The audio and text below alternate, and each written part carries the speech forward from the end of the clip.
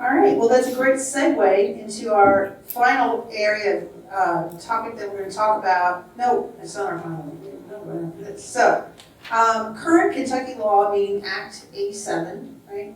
That permits and requires some of the following things: early voting 3 days prior, voting centers or precincts planned to be submitted and approved by the Kentucky Board of Elections, electronic poll books, on-demand printers. So these were all measures that were put in place following the 2020 emergency orders by Governor Beshear with the collaboration of Secretary Adams to address the COVID pandemic concerns. And then these were codified into law in 2021, I believe that's Act 87.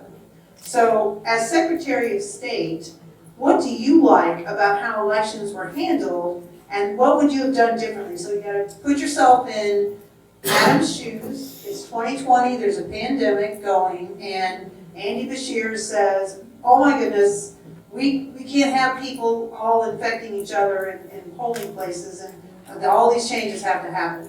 So as Secretary of State, Alan, let's start with you. You're Secretary of State, it's 2020, it's March, going on April, we got a primary coming up.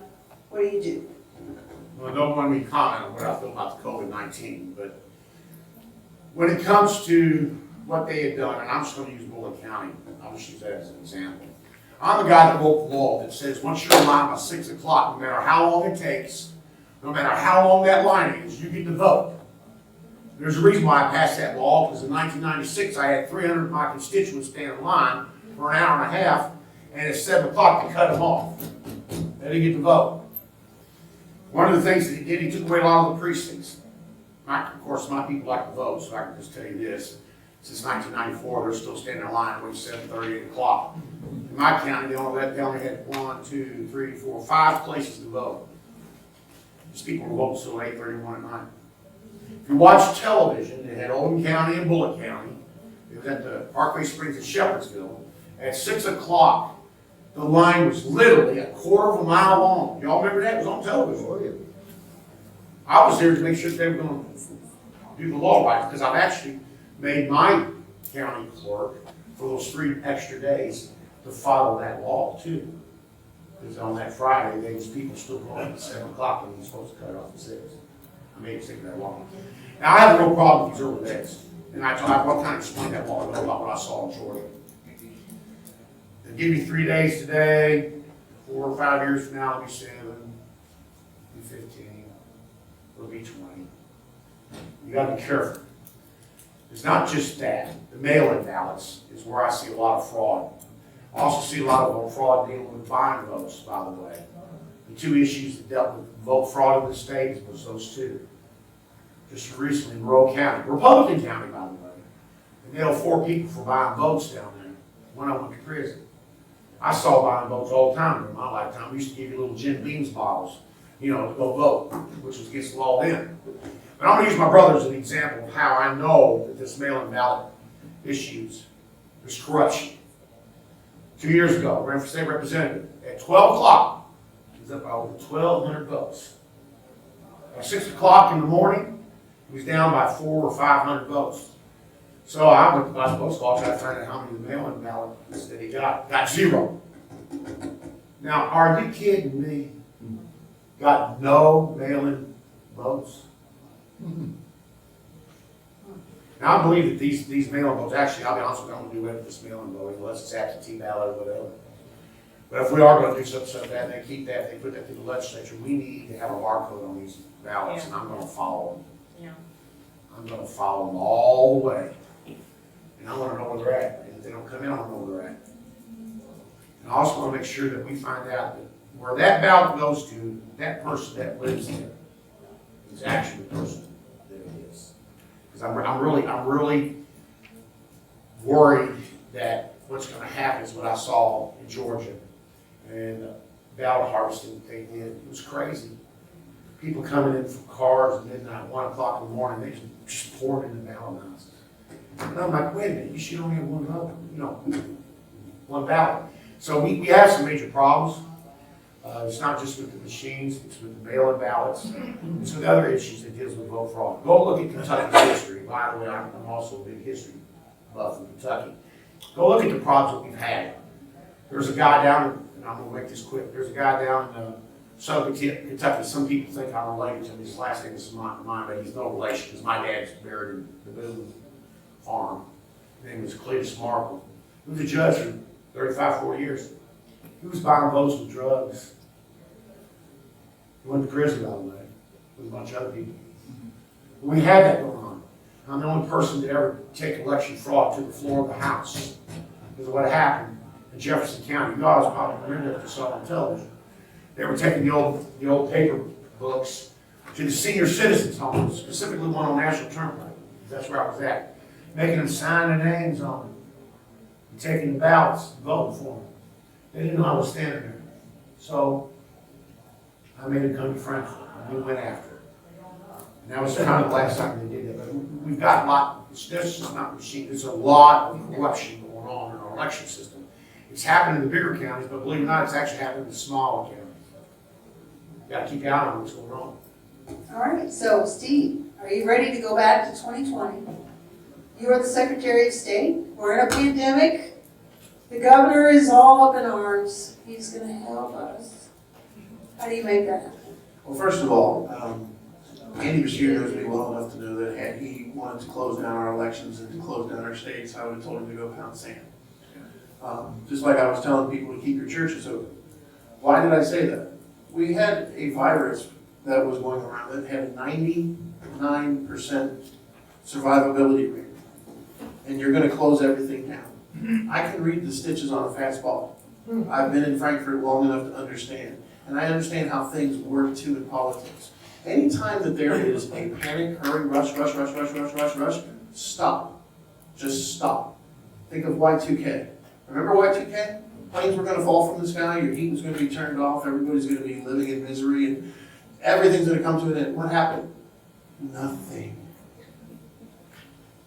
It's to get you to react.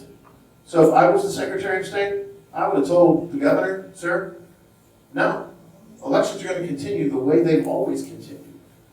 And if people who are smart enough to figure out how to deal with a cold, they can deal with it themselves. Would I have been excoriated and probably called a radical? You better believe it. But guess what? I don't care. I've got the marks on my back to prove it. And I've got the history and the fortune that goes forward to say, I was right about a few things. And we need more people to do that. A lot of people are just we're designed to be polite. And it's okay to be polite. But there comes a time where you say, no, in hell no. I'm not putting up with it anymore. That's the stage I'm at. And if you don't think I would have told our governor that, you don't know me very well. Because that's exactly what I would have told him.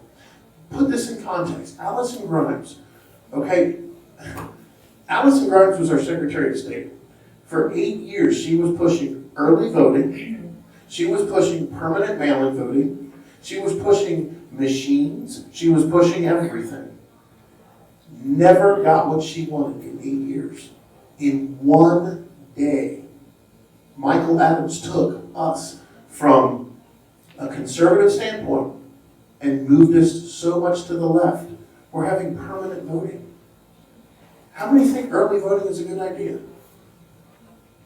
Show of hands. Show of hands. How many people would like that idea? You like early voting? We have two. Okay. Two. In person? In person. In person. So Doesn't it's matter. 1, 2, 3, 4, 5. Okay. In So- person. Okay. So if I told you that the law had been changed in 21 that allowed certain people to now see election results early, would that change your opinion of liking early voting? Well, guess what? What was snuck in an 85 or 90 page bill was a little thing that I like to call the Animal Farm Amendment. Was that HB 5? No, this was Oh, okay. 117.215, paragraph 14. Not that I've memorized it, but. And what that used to say was, no one can see election results until 6 p.m. at night. Okay? Mr. Adams had it altered in 21. And it says, no one can see election result except certain elected officials and entities. Do you know who those entities are? Child, yeah. I speak Chinese, yes, you are correct. Could be, we don't know. But I will tell you this. Our elections are not controlled by us. Our elections are farmed out to who? Entities, third-party entities. Starting to make a little bit more sense now. When you read the law that was snuck in there that none of our legislators read, there's one legislator who read that. And you know who it was? You're lucky to have her. She's right there. And anybody who thinks about replacing or ever thinking it's a good idea, think twice. She catches stuff that nobody else catches. This is one of them, and it's a major one. Because when I used to say early voting's a bad idea, people would jump all over me and be like, you're against the military voting and you don't want people to early vote? No, I don't want somebody looking at your vote early and knowing who's winning and who's losing. Can they do it? Legally, he can now. Hello? Okay, Steve, I'm not gonna cut you Can off. I add to that? Because Real quick, because I want to get the audience. Because that's what's happened in Georgia. Yeah, it did. In And I can fact, tell you that because I just on the Senate race that happened. yeah, I mean, and again, and I'm gonna add one more thing, you know, Adams is for a runoff. I've seen that runoff happen in Georgia. I've seen where incumbents lost the November election, but they had the runoff and ended up running again. Yeah. Why do you think the Republicans lost the US Senate? Because they allowed that to happen in Georgia. We used to have that here in Kentucky, folks. Because I tried to kill it a couple times myself. We finally got rid of it after I was out of office. But yeah, we used to have runoffs here. We do not ever need a runoff. May the best person win.